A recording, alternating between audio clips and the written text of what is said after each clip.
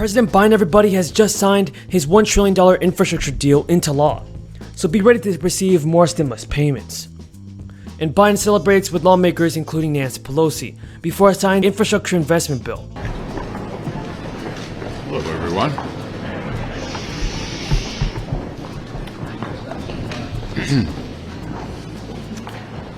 Well, there's no uncertainty about what the number one issue in the country is, and it's inflation. Over 90% of Americans are extremely concerned about inflation or somewhat concerned about inflation. We already know that some of the most reputable economists in the country have said that the bill that passed back in March is the principal reason for the raging inflation that we have. And now we have reputable economists who actually support BBB, liberal-leaning economists, who say that if BBB passes. Okay. Yes. Secretary Yellen says that we probably think of too far past December 3rd before the debt limit may not be increased. Any change of heart in terms of trying to raise the debt limit through reconciliation? Look, we must pass the debt limit. We cannot let the full faith and credit of this country lapse, and we hope to do it in a bipartisan way. Yes. Follow up on that. Have you ruled out reconciliation? We hope to pass it in a bipartisan way. Do you plan that vote on the debt limit in December? What's your timing on that? As I said, we cannot let the full faith and credit of the United States lapse, and we are focusing on getting this done in a bipartisan way. Yes.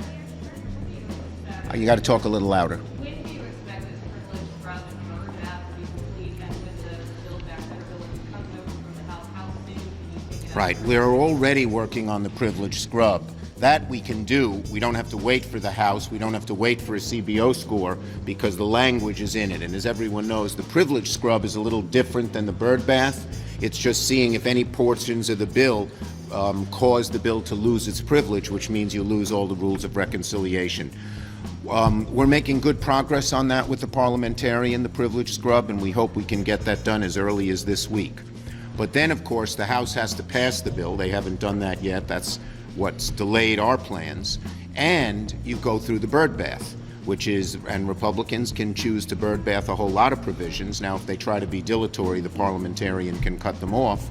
But that's going to take a little while, too. And then we will move to get the bill done. We aim to pass, the BBB is very important to America. We believe it's very popular with Americans. We aim to pass it before Christmas. Yes. Got to speak up a little. Yes. The Democrats are not, the president is not, so I'm wondering Well, look, I'm not going to speculate on that. What I'm going to tell you is that passing the BBB bill will be very popular, and once we pass the bill, we will, the president, he's already said this, he's already started to do it with the BIF. We'll go around the country talking about it, as will all of our senators and congressmen, and I think it'll prove to be very beneficial to those who voted for it. Leader Schumer. Are you expecting to just include it in the bill? Or Exclude what? Include the legislation? Is it going to be a standalone What? amendment? No, with USICA, we hope to put it in the original bill that we put on the floor tomorrow. And then there's not Yes, nope, one at a time. Based on your letter from Sunday morning and what you just said about the timing here, why should we not, expect this to be like what we've seen in previous years? Christmas Eve morning vote, a New Year's Eve vote. Do you really think it's legitimately going to take that much time if history is our guide? Well, look, we want to get all of these things done. It's a huge agenda. We have funding the government.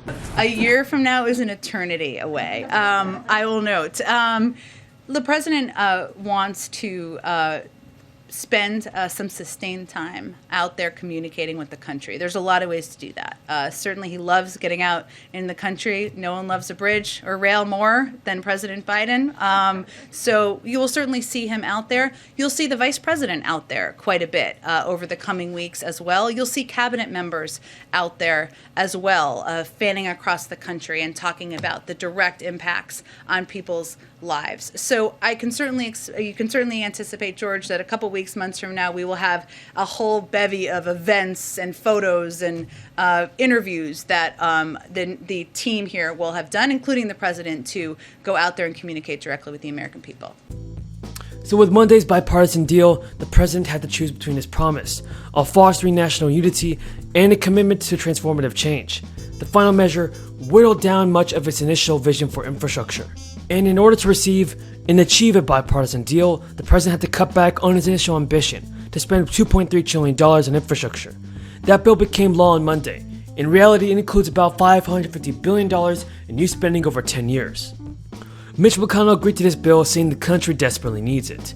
Plus, let's get into the most important good news about the fourth stimulus check.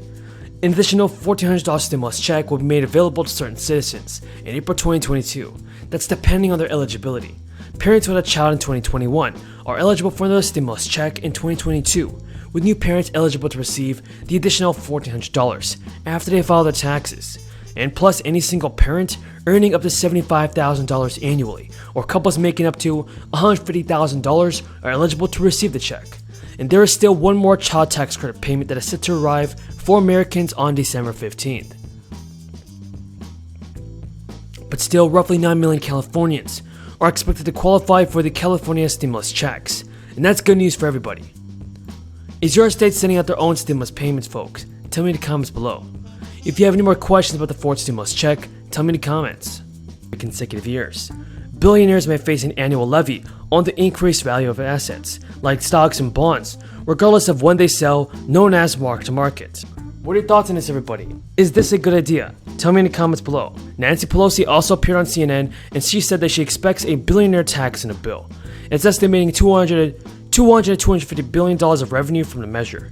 Thank you for your support. I truly appreciate it.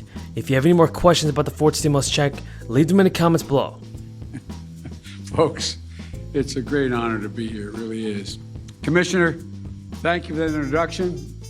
And it's great to be with members of Congress here. Maggie Hassan, Senator Jeannie Shaheen, Representative Annie Custer, as well as Chris Pappas. And let me tell you, the infrastructure law signed yesterday, and this is not hyperbole, would not have been possible without this delegation. That's a fact. No, Maggie, you did one hell of a job.